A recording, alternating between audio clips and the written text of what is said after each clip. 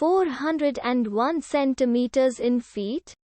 First of all, we need to know the value of 1 centimeter in feet.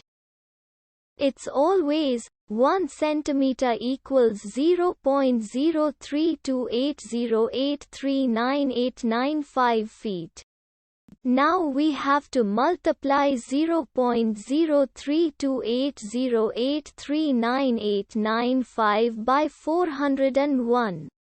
Therefore, 401 centimeters times 0.03280839895 feet equals 13.15616797895 feet. So, in other words, 401 centimeters equals 13.15616797895 feet. We hope you have enjoyed this video. Please like and subscribe to our channel for more videos like this.